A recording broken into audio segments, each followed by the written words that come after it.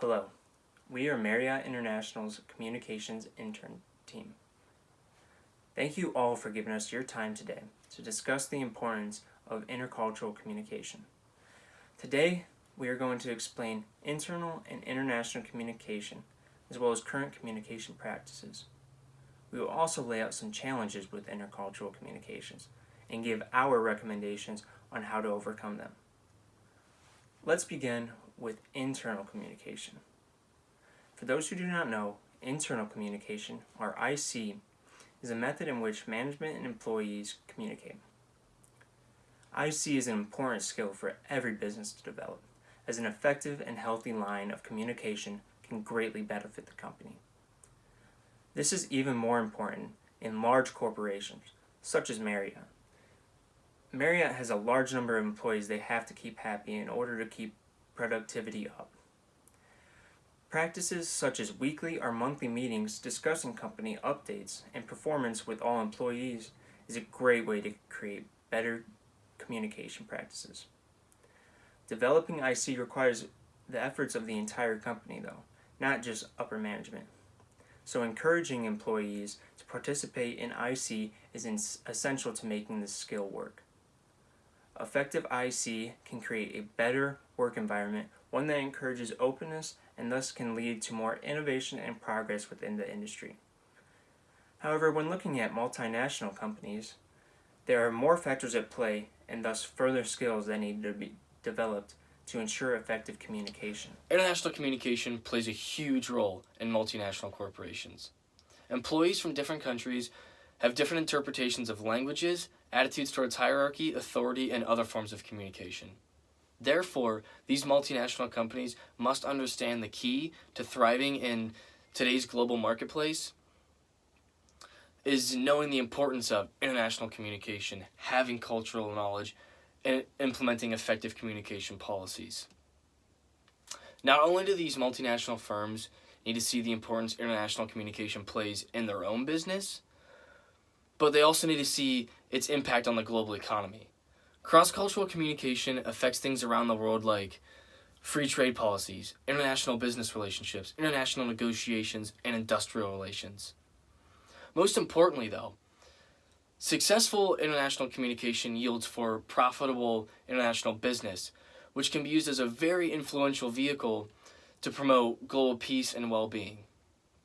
Now, implementing effective international communication policy starts at the top.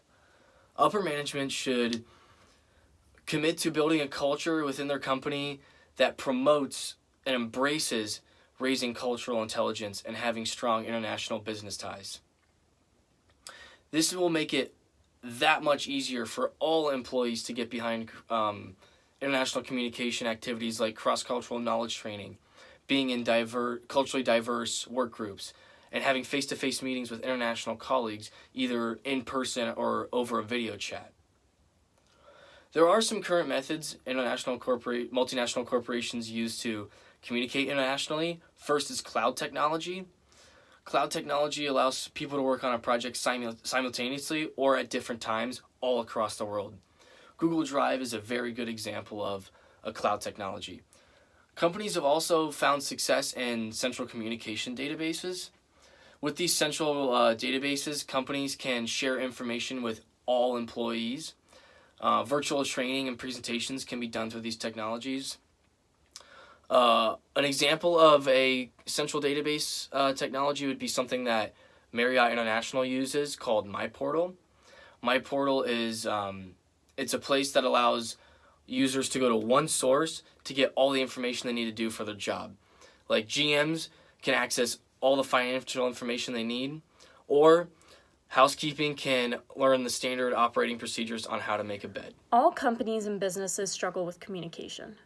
They struggle to make their communication methods more efficient and effective, but each method has pros and cons, and each method has room for improvement. Essentially, communication in large corporations needs to be direct, clear, decisive, and concise, and it must become available on an accessible central communication platform. Now, any communication faces challenges. These challenges can be described as internal or external barriers. Internal barriers include things like fatigue, poor listening skills, attitude toward the messenger, lack of interest in the material, fear, mistrust, emotions, and other factors that can be caused by either the sender or the receiver of a message. External barriers include things like noise, distraction, malfunctioning technology, bad connection, timing, too much technical jargon, etc. Now, while every company faces these challenges, large multinational corporations face additional issues like inconsistent languages, fluency and interpretation limitations, and they work with people who come from cultures who have differing beliefs in authority and hierarchy. They have differing decision-making processes, beliefs, and values.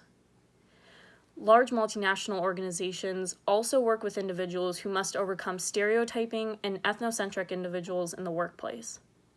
And the way to improve all of this is to begin by how we communicate with each other. As mentioned previously, the importance of international and global communication cannot be overstated. The benefits of good international communication is clear. For one, better international communication will lead to increased transparency between branches. It allows employees from different regions to communicate more effectively, to give clearer directions, and to give better answers to any questions that may arise. So that brings up the question, what can the individual employee contribute? Well, the first thing that they contribute as a good practice is to seek understanding. Employees that work in an environment with many diverse people from different countries and different regions of the world, that employee should seek understanding and should generally be respectful of the differences that people have. And what this fully entails is just adaptation. No matter where you are in the world, whether it's here in America or overseas, you need to be willing to adapt yourself to the business and professional culture of the region you're in to make the most beneficial relationship possible for yourself and for the company you work for. So what are some examples of good application of effective international communication? Well, any good example would have brief, decisive, and clear action towards improvement.